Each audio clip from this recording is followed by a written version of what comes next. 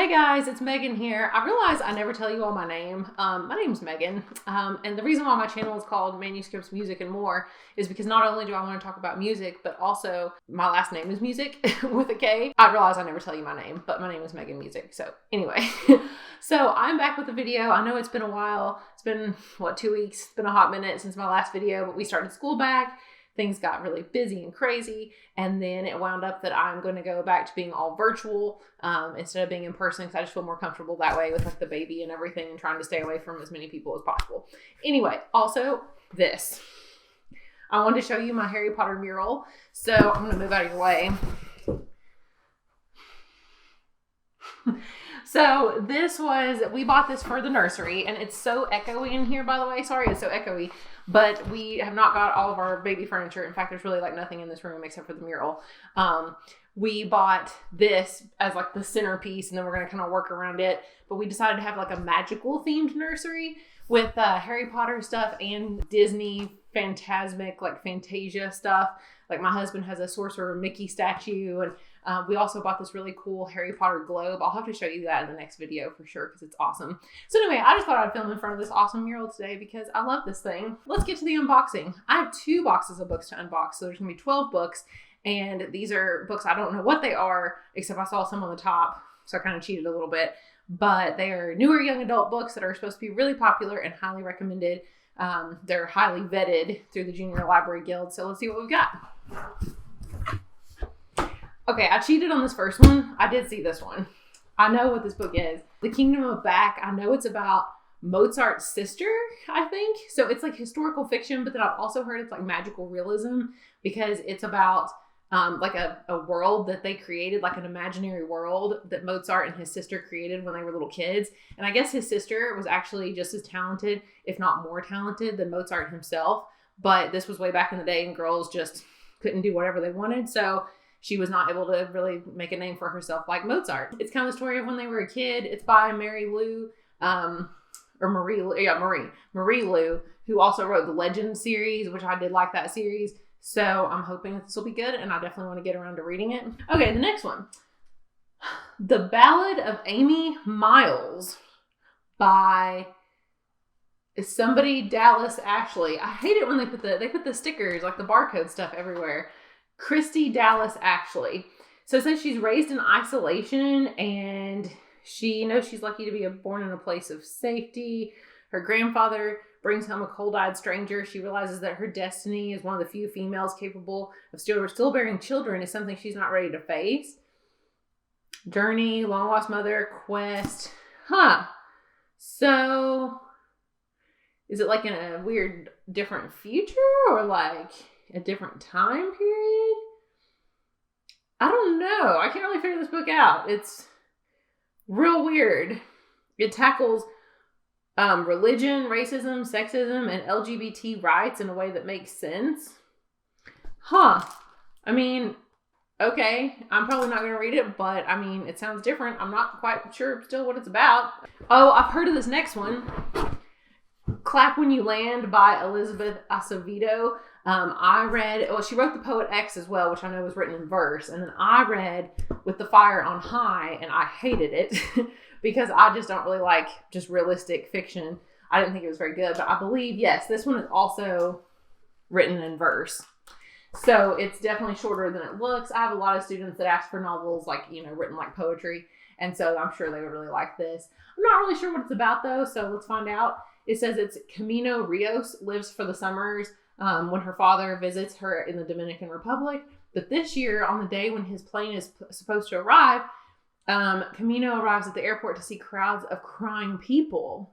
Oh, her father, who's her hero, has died in a plane crash. Oh no. So basically she has to deal with it. It uncovers painful truths that he kept hidden from her. And it's like she has a new sister she didn't know about. So the two of them have to come to terms with their dad's death. But then like they learn about each other because they're both new sisters. So okay, 2 sisters. They didn't know they were sisters and they discovered each other through their dad's death. So, okay. I mean, I bet it would be fast to read. So I don't know that I'll read it. But I definitely think I'll recommend it to students who I know like novels in verse. Okay, next.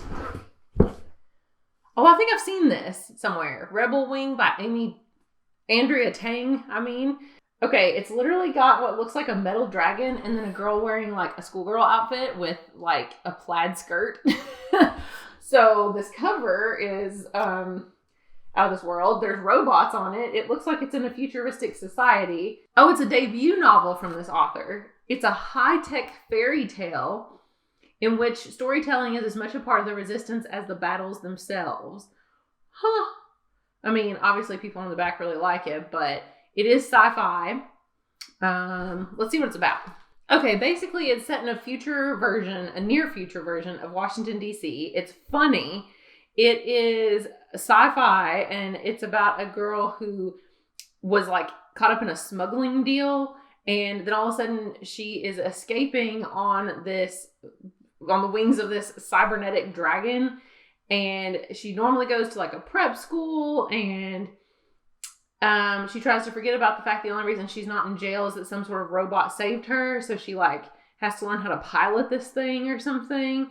And this program called Rebel Wing happens to be a ridiculously expensive weapon her government needs in a brewing war with its neighbor, and she's the only one who can fly it. Okay, so this preppy schoolgirl is going to fly this like robotic dragon. So that sounds super cool. All right, we have 2 books left. Fractured Tide then it says 4 Shipwrecked Survivors, 1,000 Ways to Die by Leslie Karen Lutz. So I'm guessing it's a survival thing. Let's just read the back. There's a little short thing on the back that says, I caught a horrific glimpse of an eye, huge and unblinking, through the orange glow, and then the sky tipped as our boat capsized and the whole world went dark. Definitely survival. There's a creature lurking in the depths, though, as well. And there's secrets of this island that they wind up on. This is like Lost. This seriously sounds like Lost. I don't know. 4 Shipwreck Survivors. There you go, if you like that kind of thing. And the last one is The Silence of Bones by June Her. There you go. It says, I have a mouth, but I mustn't speak. Ears, but I mustn't hear. Eyes, but I mustn't see. Okay. So it's a journey, and it has to do with characters' family ties. That's about all I can find out from that. So let's go over here. Oh, it's the year 1800. Okay, it's set in a place called Joseon. Homesick and orphaned 16-year-old Seol, I'm not sure how you say her name, Seol, is living out the ancient curse, may you live in interesting times. Indentured to the police bureau, she's been tasked with assisting a well-respected young investigator with a politically charged investigation into the murder of a noblewoman. But she delves into this noblewoman's secrets. She finds a friendship with the inspector, and her loyalty is tested when he becomes the prime suspect, and she's the only one capable of discovering what happened that night with the murder. But in a land where silence and obedience are valued above all else, curiosity can be deadly. So in 1800s, murder mystery kind of thing. Okay, that sounds cool. All right, let's do this pretty quickly, but we're going to go ahead and move on to box number 2. I know it's a lot of books today, so 6 more. And I know what the first one is because I saw it on top when I opened it. A Song of Race and Ruin by Roseanne A. Brown. I feel like everybody on BookTube talks about this, so I'm sure everybody knows more of what it's about than I do. I just know it's some sort of, is it fantasy? I don't even know. Maybe I don't know what this is about. I just feel like everybody on BookTube talks about this book. It was like the big thing for a long time there. They're sisters, and one of them like has to kill the other one to become princess. And I think that there's a boy involved. Yeah, she has to get married to the victor of something. I don't know. There's a contest and she has to kill her sister. That's all I know. But everybody says that it's really good. So I definitely will check this out when I get a chance. Okay, next is called You Don't Live Here by somebody Schneider. They always cover up the titles, but there you go. Or the authors. This is by Robin Schneider. She wrote some other books, but I've never heard of any of them either. So let's see. It's set in Southern California. It's the perfect book for anyone who's ever found herself somewhere she never meant to be. Okay, sounds like a personal novel. Okay, so I think this is just like a realistic fiction novel from the sounds of it. Set in Southern California, focused on our main character named Sasha Bloom. And her mother's dead. Her father's out of the picture, so she moves in with her grandparents. And she has no idea who she is anymore. There's a boy named Cole Edwards who she likes. I mean, okay, I don't know what makes this one sound cool, but it's just kind of like a coming of age story, I guess. I mean, tales of first love, second chances, second beginnings, and last chances. Okay, this is not for me, but it just sounds like a little realistic fiction novel, people dealing with their problems. Okay, next, I feel like I've seen this book or heard of this book. It's called This Coven Won't Break. Is this a series about witches? Oh yeah, These Witches Don't Burn. I've heard of that. So I guess, I don't know if this is the sequel to These Witches Don't Burn. Witch Hunter, it's about witches, romance, their senior year in high school. So that sounds kind of fun. Like I said, I don't know if it's actually the sequel or not, but I know that it is at least by the same author and clearly has to do with witches. I'm just not sure if it has the same characters. Anyway, it definitely sounds cool if you're into like witchy stuff, and it is Halloween time, so maybe I should check out These Witches Don't Burn first and see if I like it. Okay, the next one, I feel like I've seen this too. The Enigma Game by Elizabeth Wine? Oh, the author. Okay, same author that wrote Codename Verity. That was really popular at my old school. And I know it was a really popular like World War II historical fiction novel. So I'm going to assume that maybe this one is also that. Yeah, it's set in 1940. And it is set in a small village in Scotland. Okay, yeah, it's historical fiction World War II. I'm just not a huge fan of that kind of thing. So, but if you are, you could check into this and see what it's about. I mean, I don't know. I'm so tired of World War II fiction. I like historical stuff if it was like ancient times or Victorian London or something, but I don't know about you, but I'm tired of World War II stuff. Okay, 2 books to go. Again by E. Lockhart. Oh, that's the author of We Were Liars. I love We Were Liars. That is such a good book. I'll have to talk about that book one day, but that book is basically like mystery to the extreme, kind of like major plot twist. I mean, it was awesome. So let's see if does this one have a plot twist? It's also really short. Or is it just, usually I think hers are like kind of reality, realistic fiction novels. Let's see what it's about. Okay, I'm intrigued. It kind of sounds like 50 First Dates or something. Like it says, if you could live your life again, what would you do differently?